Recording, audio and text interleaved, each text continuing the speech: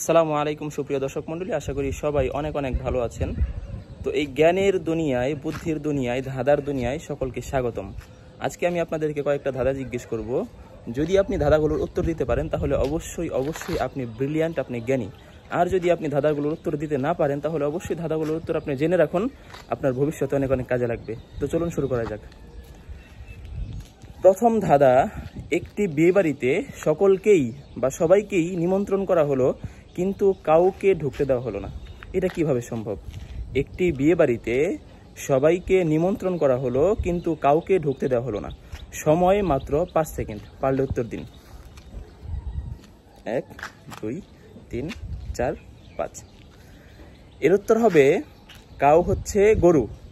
সবাইকে নিমন্ত্রণ করা হয়েছে, সবাইকে ঢুকতে দেওয়া হয়েছে কিন্তু কাউকে ঢুকতে দেওয়া হয় নাই। এই কাউ মানে হচ্ছে গরু, গরুকে ঢুকতে দেওয়া হয়নি। যারা যারা উত্তর দিতে পেরেছেন তারা অবশ্যই জ্ঞানী, যারা যারা উত্তর দিতে পারেন নাই তারা সামনের ধাঁধাগুলো ট্রাই করবেন। দ্বিতীয় ধাঁধা, এমন কোন জিনিস আছে যে জিনিসটা জন্মের পর থেকেই বৃদ্ধ? আমরা জানি কোনো জিনিস জন্মগ্রহণ করলে প্রথমে হয় সেটা ছোট থাকে, আস্তে আস্তে বৃদ্ধ হয়, কিন্তু কোন জিনিস এমন আছে যেটা জন্ম থেকেই বৃদ্ধ? কোন জিনিস এমন আছে যে জিনিসটা জন্ম থেকেই বৃদ্ধ? 1 2 3 4 5। পারলেন না। যারা যারা পারছেন তারা তারা অবশ্যই জ্ঞানী, আর যারা যারা পারেন নাই তারা শুনে রাখেন।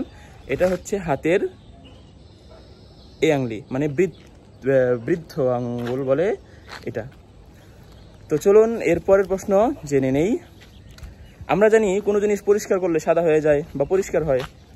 তো কোন এমন জিনিস আছে যে জিনিসটা ময়লা হইলে হয় সাদা আর পরিষ্কার করলে হয় কালো? আমি আবার বলছি, এমন কোন জিনিস আছে যে জিনিসটা পরিষ্কার করলে হয়, মানে যখন ময়লা হয় তখন হয় সাদা, আর যখন পরিষ্কার করা হয় তখন সেটা হয় কালো?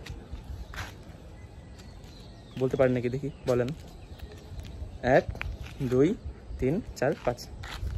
যারা পারছেন তারা জ্ঞানী, যারা পারেন নাই তারা শুনে রাখুন। যে জিনিস ময়লা হলে সাদা হয় আর পরিষ্কার করলে হয় কালো, সেটা হচ্ছে ব্ল্যাকবোর্ড। তো এতক্ষণ তো আমি অনেকগুলো প্রশ্ন করলাম এবং প্রশ্নের উত্তর আমি নিজেই দিয়ে দিলাম। এখন আমি আপনাদেরকে এমন একটা প্রশ্ন করব, এটার উত্তর আমি দেব না, এটার উত্তর আপনারা কমেন্টে বলে যাবেন। প্রশ্নটা হলো, কোন জিনিস রাতে আসে রাতে যায়, সে বাঘও নয় ভাল্লুকও নয়, মানুষ খায় গরু ছাগলও খায়, সে কে?